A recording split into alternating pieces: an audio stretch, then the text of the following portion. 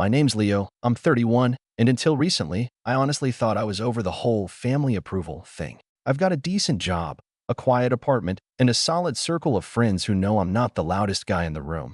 But I show up, I care, and I remember birthdays. Still, some part of me, maybe that last sliver of the kid I used to be, kept hoping that one day I'd walk into a room and my family would see me. Not as the quiet one or the dependable one, but as someone worth celebrating. My younger brother, Evan, has always been the golden child. Not in the bratty, obnoxious way. He's charming, quick with a joke, and frankly, he's the kind of guy people orbit. My parents adore him. Teachers adored him. His fiancée, Claire, definitely adores him. But the thing is, she never really seemed to like me. From the moment I met her, Claire had this way of making me feel optional, like the extra button on a shirt tag. Not rude, just coldly dismissive in a way that's hard to call out without sounding oversensitive. She'd interrupt me mid-sentence, roll her eyes when I shared a story, or make little comments like, "You're so quiet. Evan, how did you two even grow up together?" I brushed it off. I always brush it off. So when the invitation to their engagement party arrived, sent via group text, by the way, I debated whether to go. But I'm a sucker for family milestones, and I figured maybe it'd be different this time. I even spent an hour picking out a gift, a hand-carved wooden keepsake box engraved with their initials and the date of their engagement. Inside, I tucked a note with a short letter about love and memory and how the box could hold notes to each other, mementos, whatever made them feel anchored over the years. It wasn't expensive, but it was meaningful. It felt like something Evan would appreciate. Or used to. The party was held at Claire's parents' house, a sprawling white mansion with fairy lights, catered hors d'oeuvres, and a pianist playing soft jazz near the pool. Everyone was dressed like it was the Oscars, and I walked in wearing a pressed button-down and the nicest pair of shoes I owned, still managing to feel like a stand-in for someone who'd canceled last minute. I spotted Evan across the patio, arm draped around Claire, grinning as he chatted with her cousins. He waved when he saw me. Claire didn't. When I handed them the gift, Claire took it with both hands but didn't even try to hide her disappointment. "Oh," she said, with a polite grimace. "We were hoping for something useful. But hey, at least you tried." She gave a little laugh, the kind you toss out to soften a jab but make sure it still lands. Evan chuckled awkwardly and said, "It's nice, babe. Leo's thoughtful like that." Then Claire turned back toward the group around her, lifted the box a little like she was showing off a science fair project gone wrong, and said, "He's not really part of the wedding, more like a background character." Laughter rippled through the group. I felt my stomach drop, but my face didn't change. I just smiled. That same practiced, empty smile I'd worn 100 times before. I glanced over at my parents, hoping for a wince, a disapproving glance, something. But they just sipped their drinks, eyes on the pianist. My mom later told me it was just a joke, and that I needed to relax a little. The rest of the evening passed in a blur of polite nods and fading pride. I didn't speak much. I didn't eat much. I just waited until no one was looking, slipped out the side gate, and sat in my car for 10 minutes before I could even start the engine. I drove home on autopilot, my hands gripping the wheel tighter than necessary, replaying the moment again and again in my head, her voice, that smirk, the way nobody stood up for me. Something in me cracked. Not in an angry, explosive way. In a quiet, irreversible way. A line had been crossed, and this time, I wasn't going to smile through it. Over the next few days, I kept to myself. I ignored the group chat, muted the engagement party pics, thread, and focused on work. But one morning while scrolling through my phone on autopilot, something caught my eye.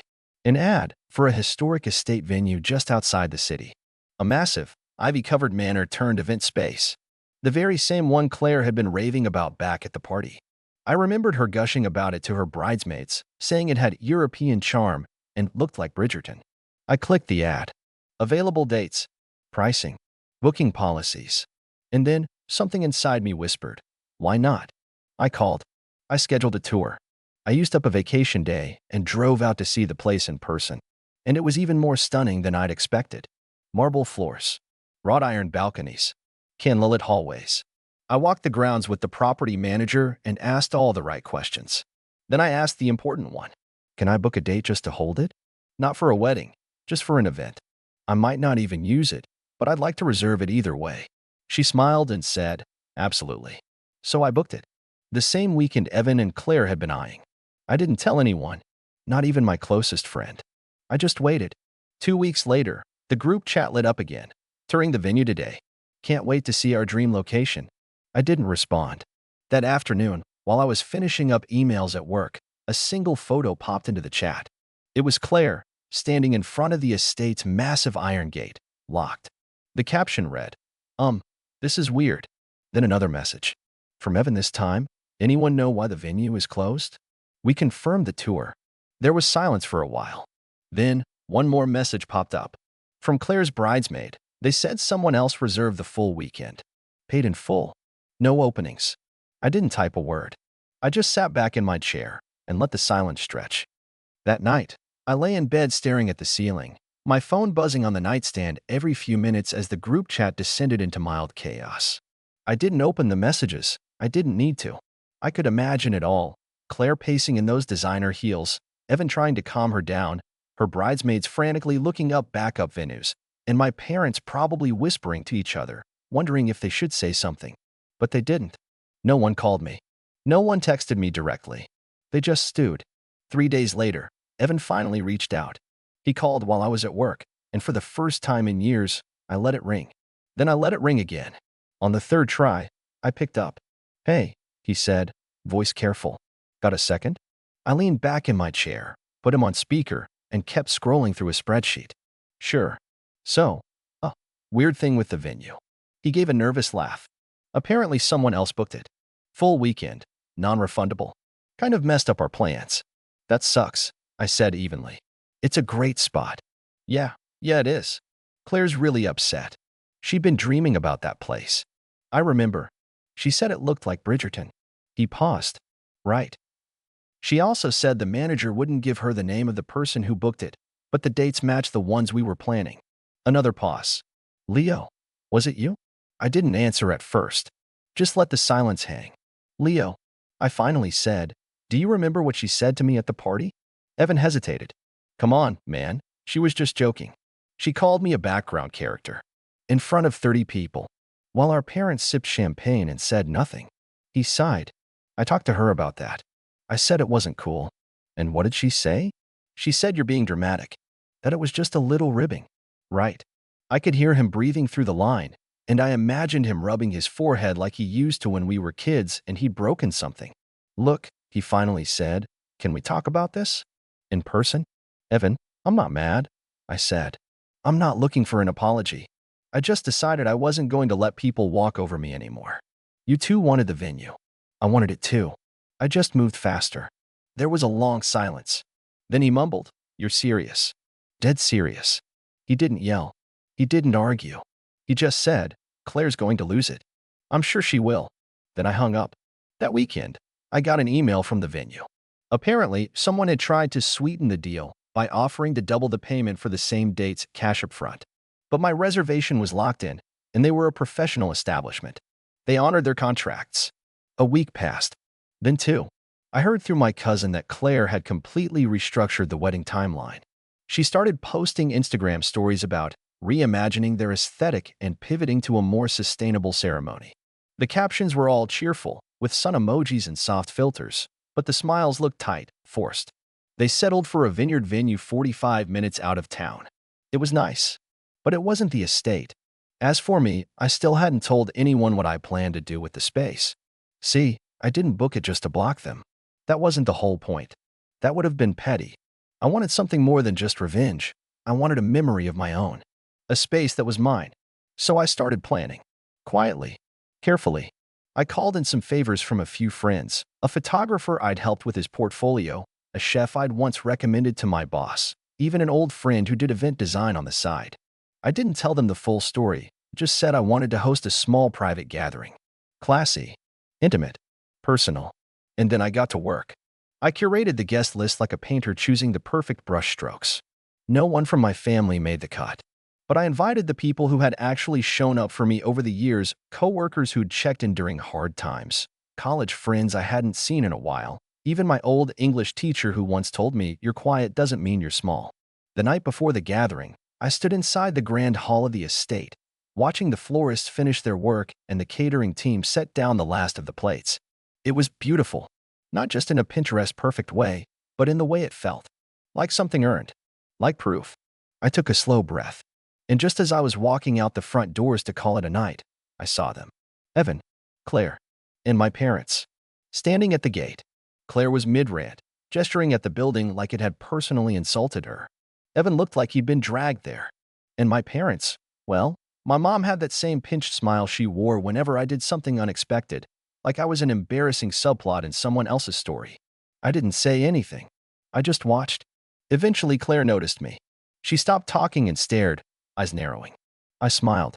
Then I turned and walked inside, shutting the door behind me.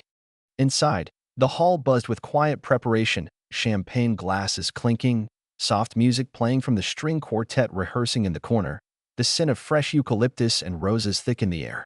I paused in the foyer, letting the door click softly behind me. No one asked why I'd stepped outside. No one noticed the four shadows watching from beyond the iron gate.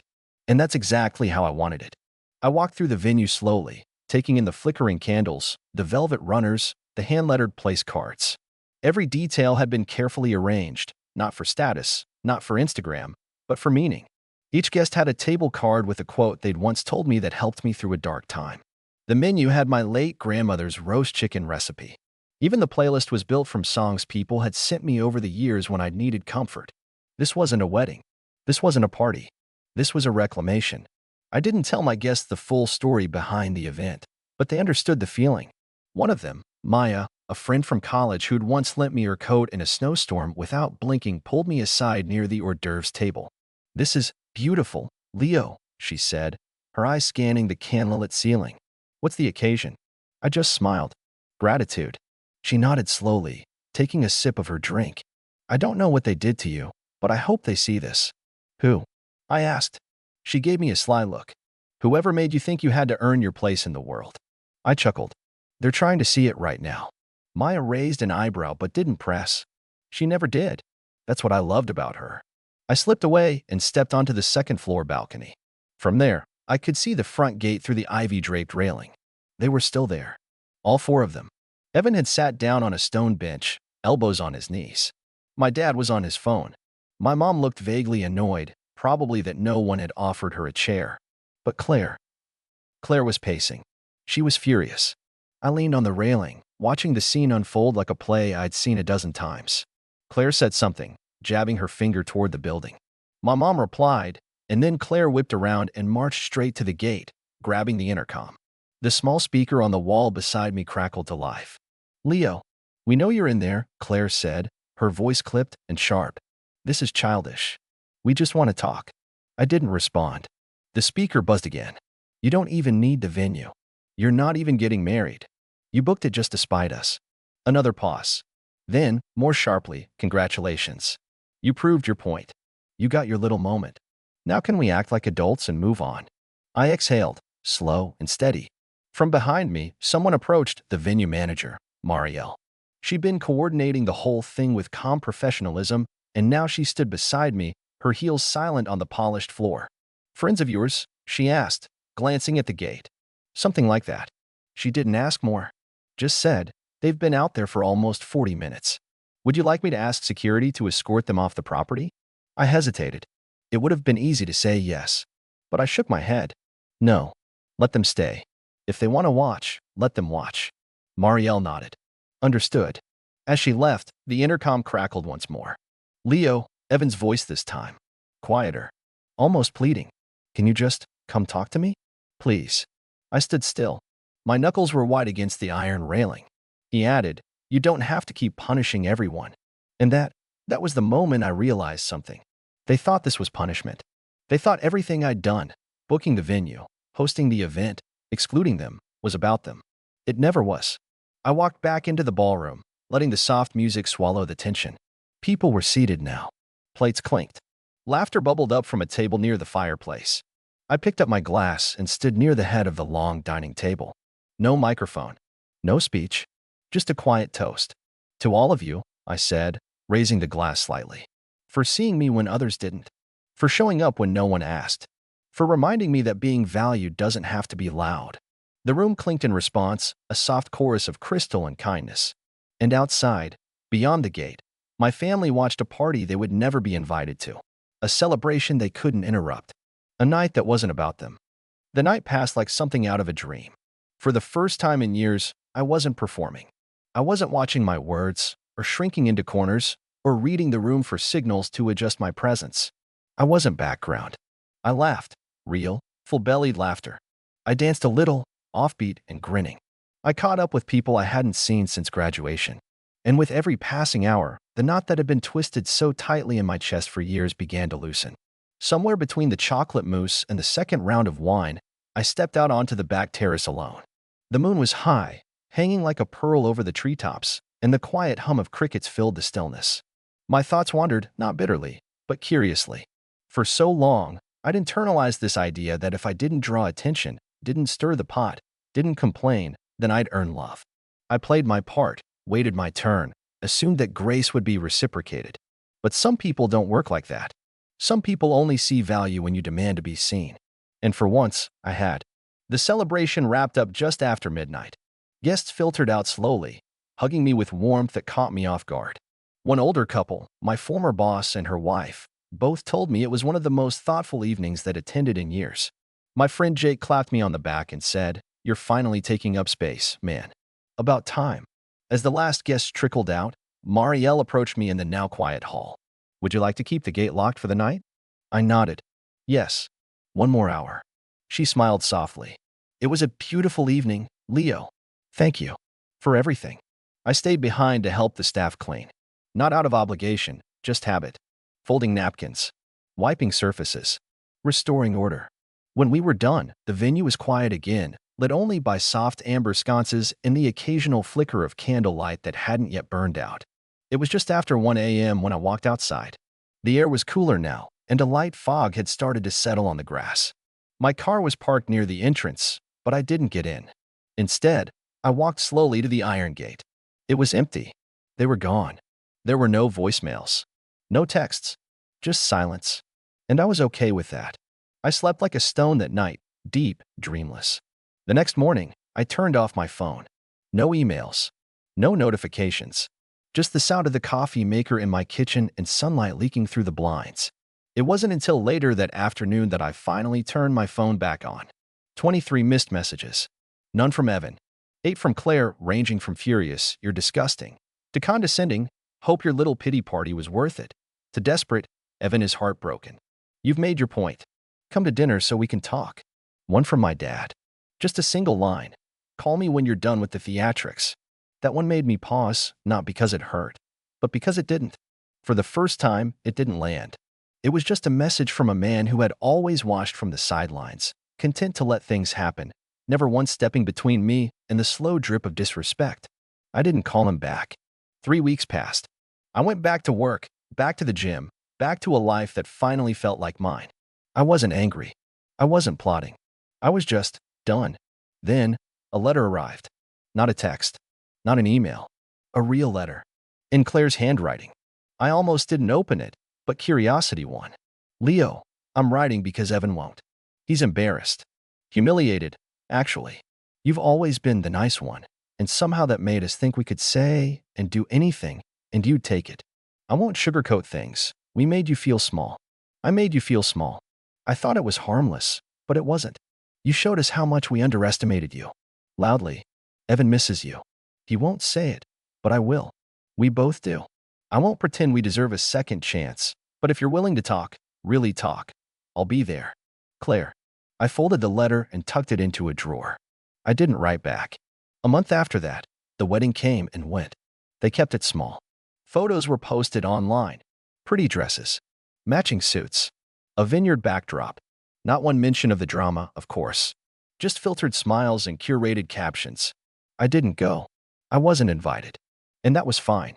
Instead, that weekend, I flew to Edinburgh.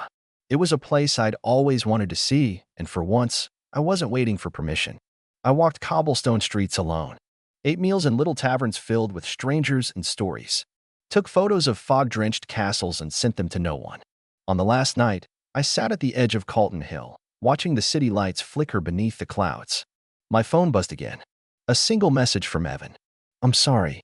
I should have said something a long time ago. I should have defended you. I just thought you'd always be there. You don't have to respond. I just needed you to know." I stared at the message for a long time. Then I locked my phone, slipped it into my pocket, and watched the fog roll in.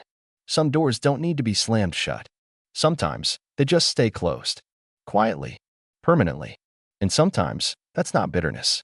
It's peace.